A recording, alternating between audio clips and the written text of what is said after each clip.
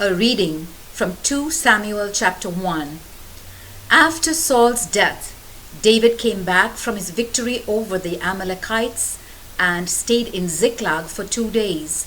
The next day, a young man arrived from Saul's camp. To show his grief, he had torn his clothes and put dirt on his head. He went to David and bowed to the ground in respect. David asked him, "Where have you come from?"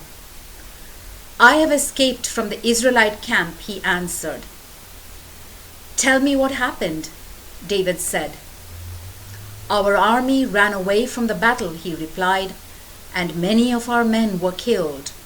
Saul and his son Jonathan were also killed." "How do you know that Saul and Jonathan are dead?" David asked him. He answered, "I happened to be on Mount Gilboa, and I saw that Saul was leaning on his spear, and that the chariots and cavalry of the enemy were closing in on him.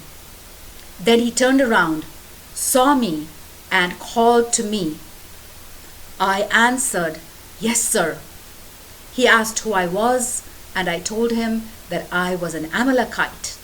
Then he said, 'Come here and kill me. I have been badly wounded and I'm about to die.' So I went up to him and killed him because I knew that he would die anyway as soon as he fell. Then I took the crown from his head and the bracelet from his arm, and I have brought them to you, sir." David tore his clothes in sorrow, and all his men did the same. They grieved and mourned and fasted until evening for Saul and Jonathan and for Israel, the people of the Lord, because so many had been killed in battle. David asked the young man who had brought him the news, "Where are you from?" He answered, "I'm an Amalekite, but I live in your country." David asked him, "How is it that you dared kill the Lord's chosen king?" Then David called one of his men and said, "Kill him." The man struck the Amalekite and mortally wounded him. And David said to the Amalekite, "You brought this on yourself.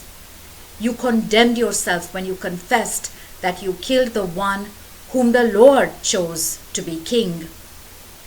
David sang this lament for Saul and his son Jonathan, and ordered it to be taught to the people of Judah.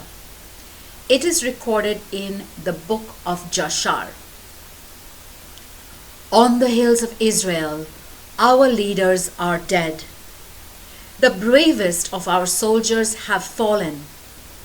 Do not announce it in Gath or in the streets of Ashkelon. Do not make the women of Philistia glad. Do not let the daughters of pagans rejoice. May no rain or dew fall on Gilboa's hills. May its fields be always barren. For the shields of the brave lie there in disgrace. The shield of Saul is no longer polished with oil. Jonathan's bow was deadly. The sword of Saul was merciless, striking down the mighty, killing the enemy. Saul and Jonathan so wonderful and dear, together in life, together in death, swifter than eagles, stronger than lions. Women of Israel, mourn for Saul. He clothed you in rich scarlet dresses and adorned you with jewels and gold. The brave soldiers have fallen. They were killed in battle. Jonathan lies dead in the hills. I grieve for you, my brother Jonathan. How dear you were to me. How wonderful was your love for me, better even than the love of women. The brave soldiers have fallen, their weapons abandoned and useless. The word of the Lord.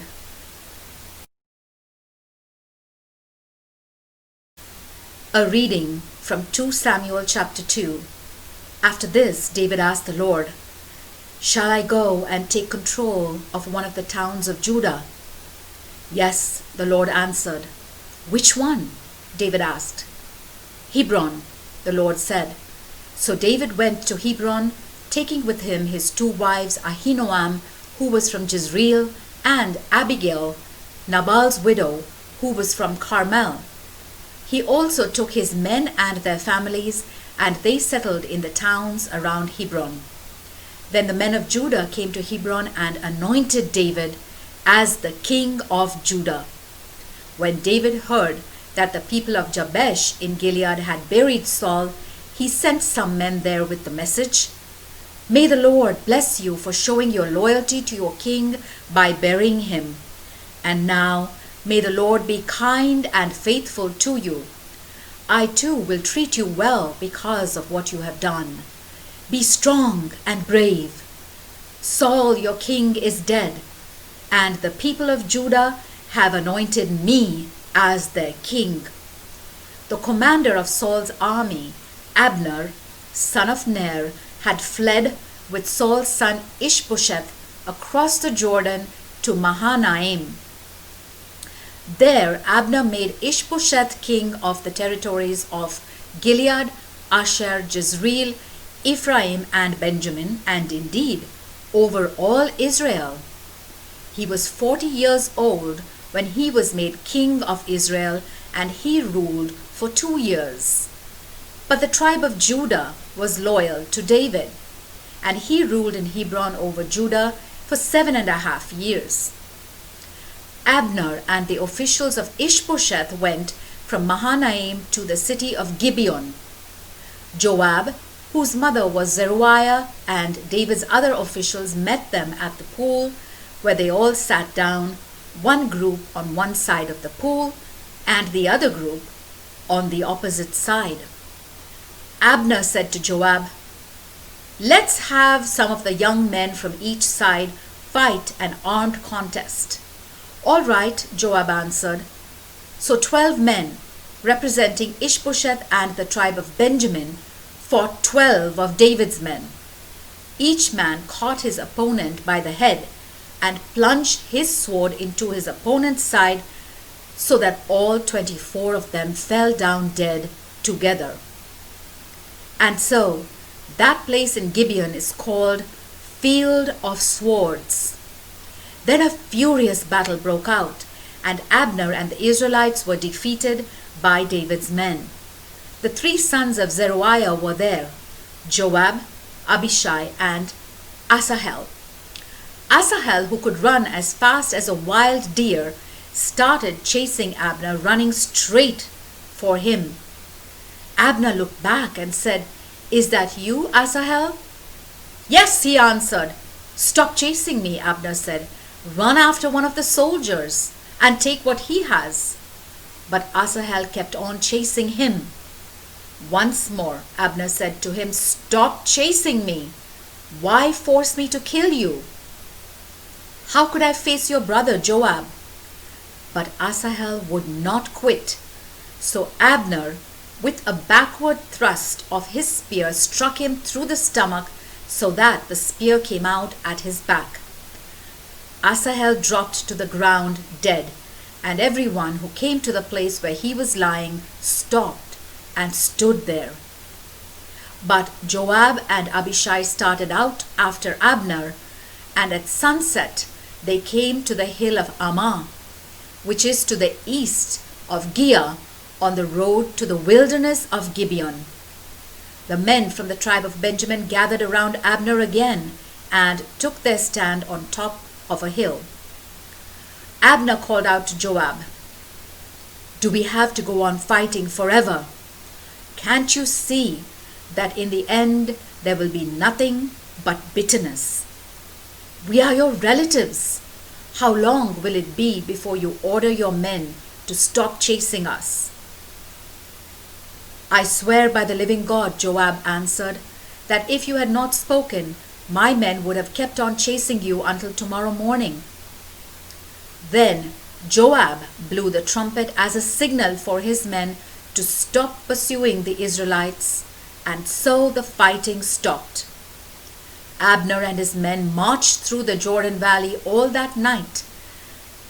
They crossed the Jordan River, and after marching all the next morning, they arrived back at Mahanaim.